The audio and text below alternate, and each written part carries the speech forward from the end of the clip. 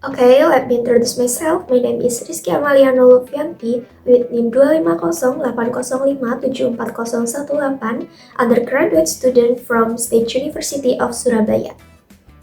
Have you ever wondered why prices can suddenly rise even when a conflict is happening far away from us? Or even more surprising, how can a conflict between affect the economy of? Even though geographically they are nowhere near each other. And this is where the global economy becomes interesting.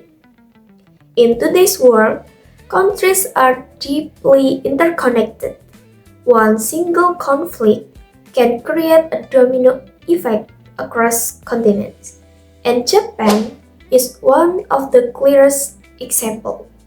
A highly developed country with a powerful economy, yet still highly vulnerable to conflict happening thousands of kilometers away. So, how does that happen? And let's break it down. To understand the impact, we need to understand Japan first. Japan is the third largest economy in the world with a GDP of over 4 trillion US dollars. It's known for its powerful industry like automotive, electronic, and advanced technology, driven by global companies like Toyota, Sony, and Mitsubishi. But here's where it's getting interesting. Despite its strength, Japan has some structural weaknesses. Its population is aging, its workforce is shrinking, and its economic growth has been relatively slow compared to other major economies. So, what does Japan rely on? It relies heavily on the outside world. Japan exports high-value manufactured goods, but it depends on import for raw materials. And most importantly, the energy. According to the International Energy Agency, around 90% of Japan's oil comes from the Middle East. Now, think about that for a second. A country this advanced depends almost entirely on energy from a region full of geopolitical tension. This is what makes Japan extremely vulnerable to global conflict. And now, let's put Japan right in the middle of the Iran US conflict. On one side, Japan has maintained a relatively good and neutral relationship with Iran. In fact, Japan has even tried to act as a mediator, like when former Prime Minister Shinzo Abe visited Tehran in 2019 to reduce tension. But in the other side, Japan is a closely ally of the United States. Through a security agreement, Japan depends on the US for military protection and regional stability. And economically, the US is one of Japan's biggest trading partners. So, here's the dilemma.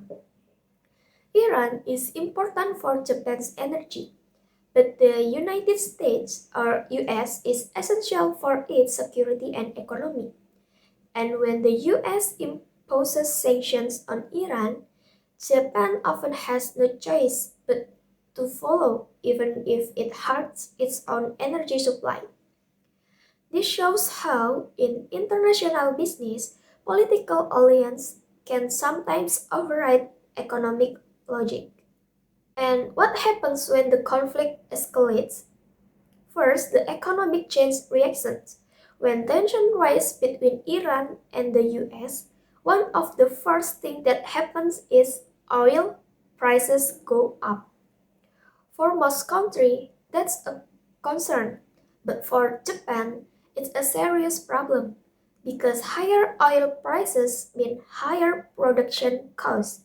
And once production costs increase, company rise prices, consumers spend less, and economic growth starts to slow down. It becomes a chain reaction. This is what economists call energy shock, and Japan is highly sensitive to it. And unlike oil-producing countries that may benefit, Japan actually suffers a negative impact because it has to pay more for the same energy. And the second, disruption in global trade. But the impact doesn't stop at oil prices. There is also the issue of global trade routes.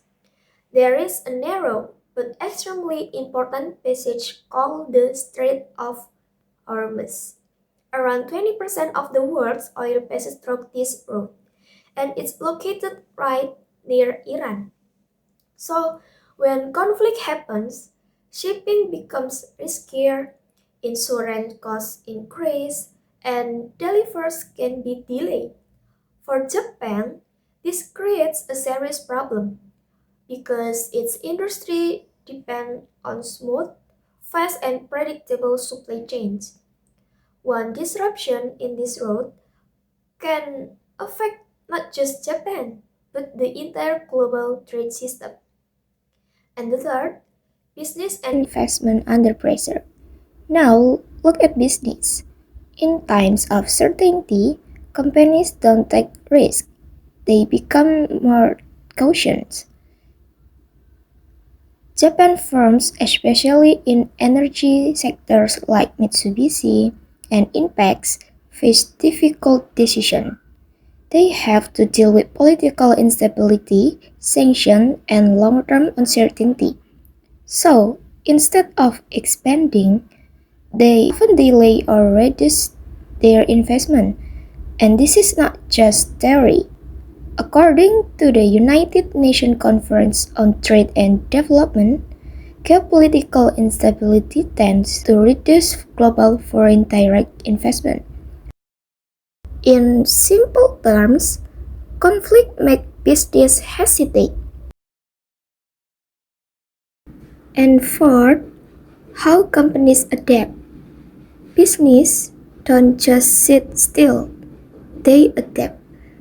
Japanese companies are now changing their strategies to deal with this risk.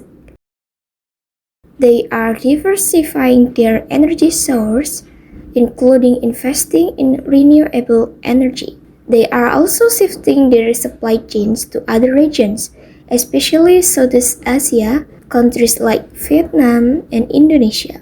Why? To reduce dependence on high-risk regions. This is what we call diversification, spreading risk to survive uncertainty. And interestingly, this shows a shift in global business strategy. Companies are no longer focused only on efficiency, but also on resilience. So, what can we learn from all of this? The conflict between Iran and the United States is not just a regional issue. It creates a ripple effect that reaches countries like Japan. Because Japan depends heavily on imported energy, global trade, and stable international relations, it becomes highly vulnerable to geopolitical tension. So, the more intense the conflict, the greater the pressure on Japan's economy through rising energy costs, disrupted trade, and changing business strategies. And this is the key takeaway. In international business, economic decisions are not driven by markets alone. They are deeply influenced by politics, conflict, and global uncertainty. Because in today's world, a conflict in one region can reshape the economy of another.